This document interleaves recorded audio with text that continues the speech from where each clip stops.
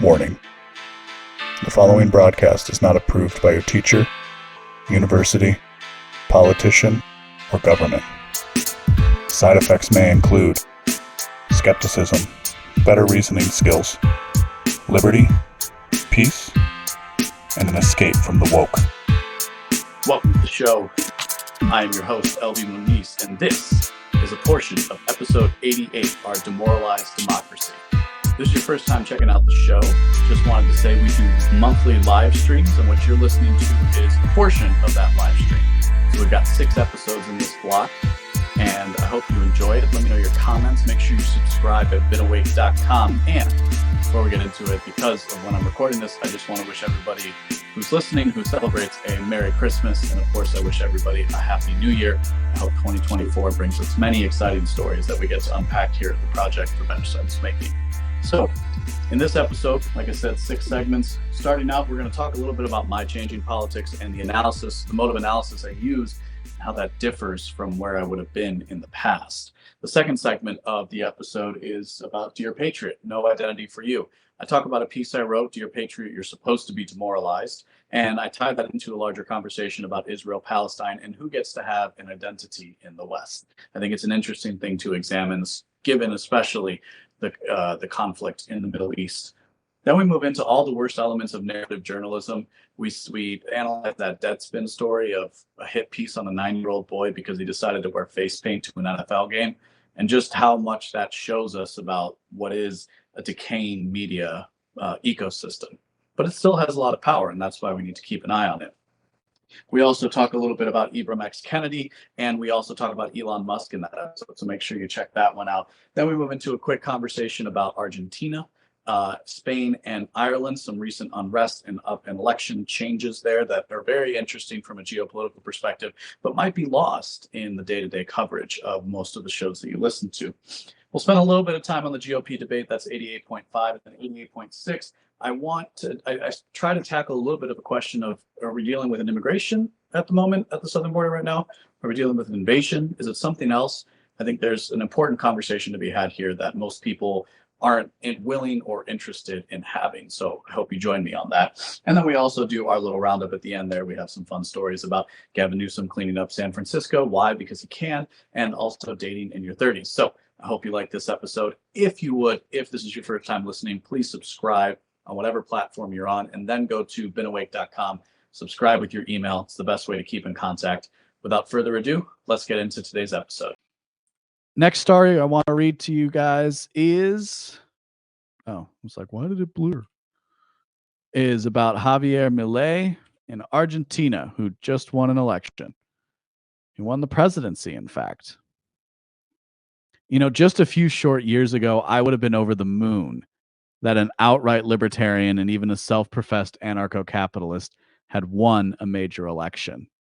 I had even predicted, I think on this show, or maybe in an interview that I've given, that liberty, as it were, might not be found in the United States next, but might be found elsewhere, especially in countries like Brazil and Argentina. Argentina experienced a boom in the industrial and post-war era, but that was quickly overtaken by socialist policies. South America in particular became a hotbed for an ideological set of thoughts, specifically liberation ideologies. And you'll remember in the video of Kendi we just watched that he talked specifically about liberation. These liberation ideologies had a Marxist leftist perception with a Latin twist, we might say. In particular, one thing that's plagued Argentina for a number of years has been and continues to be a high rate of inflation, monetary inflation, and an unstable currency, which has led to large underground black markets of people holding US dollars because it's a better store of value. I think it's important for us to answer a few questions about this story. An outright libertarian won an election. Why did it work? Well, in part, it worked because he had built a reputation for himself over time. right? It's my understanding that he played soccer for a bit, he was in music for a bit, then he went and became an economist and kind of been on TV a lot until he decided to run for president and run on a very strict libertarian platform. The ideas of libertarianism are still very foreign to most people, which is one of the reasons why you don't hear me talk about them very much, and why I don't think for a country like the United States of America, it's a winning message. And I don't even think, in particular in Argentina, that people cared as much about his ideological commitment as much as they cared about the people he opposed and what he promised to them, which was stability, order, and feeding into that populist narrative of the elites have done us wrong. Will it work? That's yet to be determined. Of course, there are plenty of people out there who, for reasons that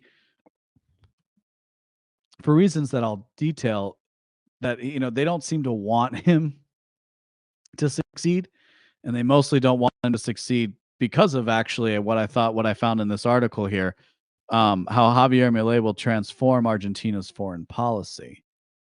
And this is what I really thought was interesting about an article like this, was a little bit of the substance. Like, it was actually a decent article that Al Jazeera put together, but also what it says about, I think, a certain reflexive anti-American sentiment that does exist within certain libertarian circles.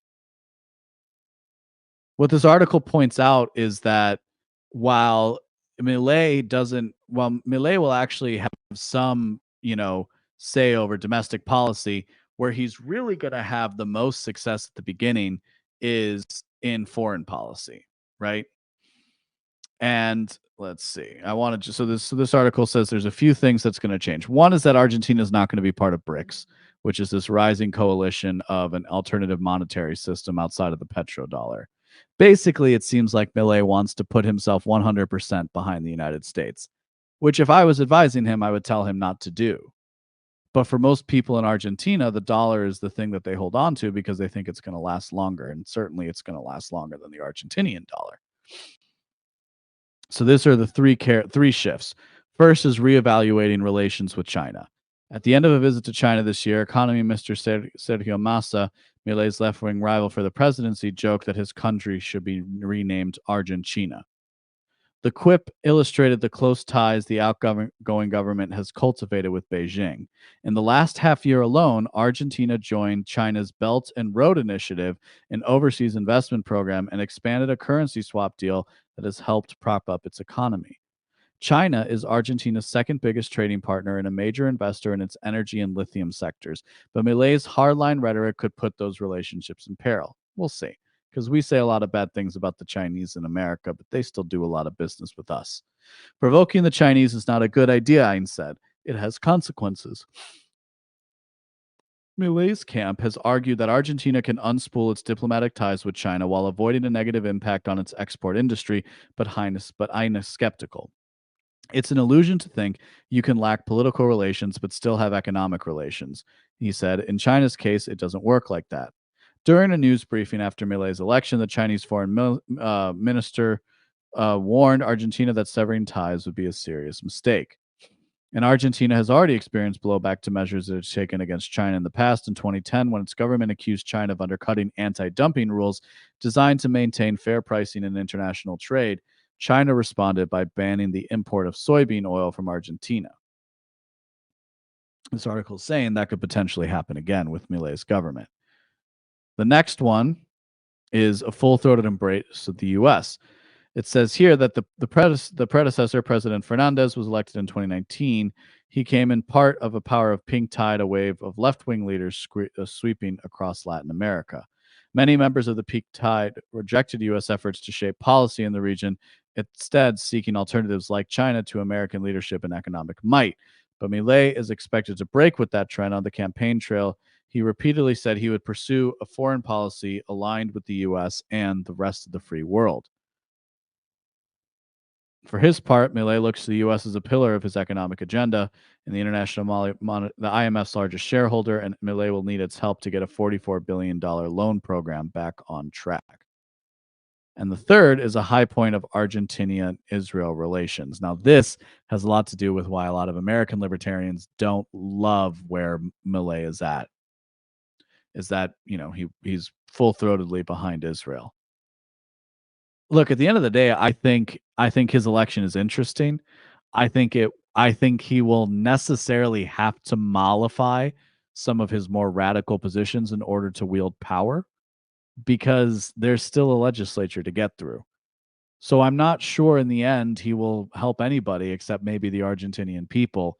But if he's able to do that, I think that's enough.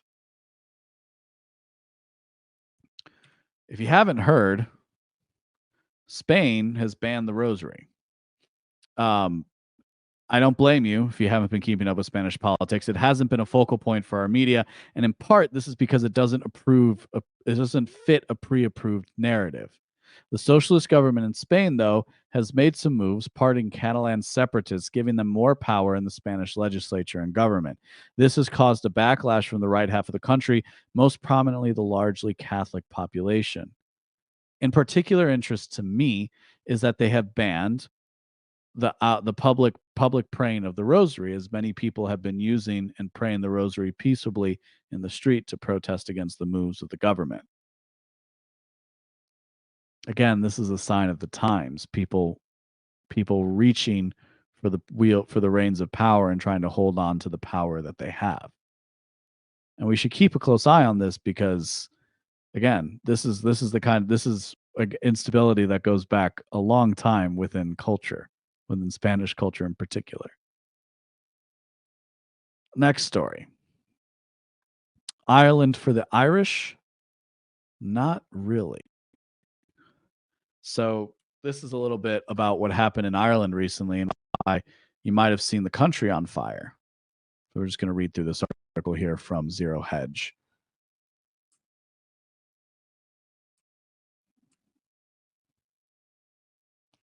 The trouble began around 1:40 p.m. local time in Parnell East Square in downtown Dublin, next to the Gaelscoil Chocsa Children's School. I think I pronounced that right. The Irish police, or Garda, said 3 young children and a woman in her 30s were wounded by a knife-wielding man in his 40s.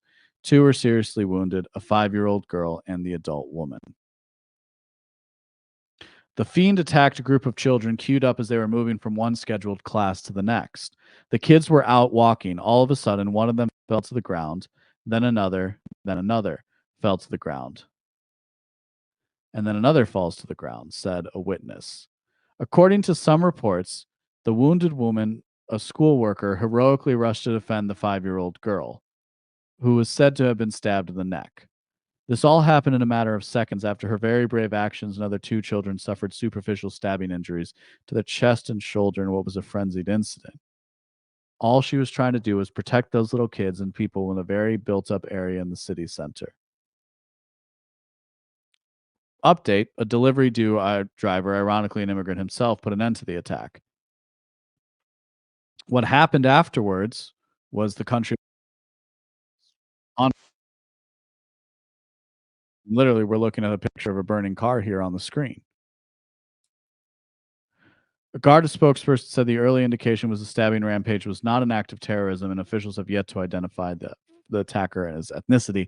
I believe now he's been identified as somebody who was an immigrant of 20 years.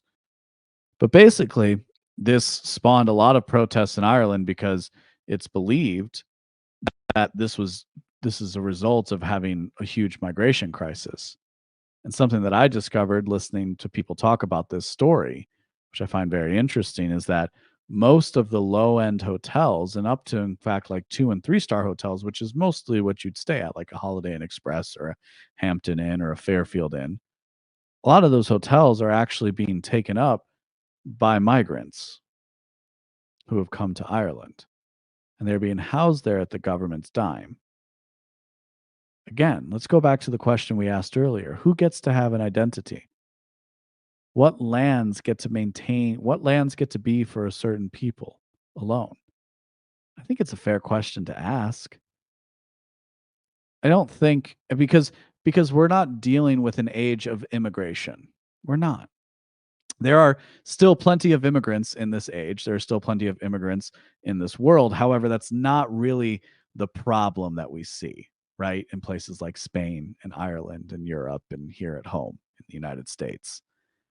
No, in fact, what we see is migration, which is something very different. It has very little to do with wanting to reestablish yourself inside of another culture and has far more to do with basic economic gain.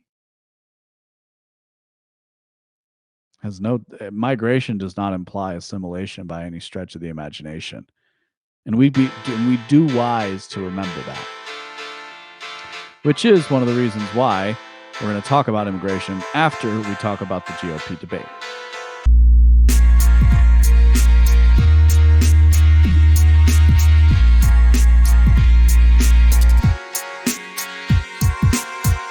If you like what you heard today, go to beenawake.com to subscribe for future updates. My name is LB Muniz, and I am not one with the woke.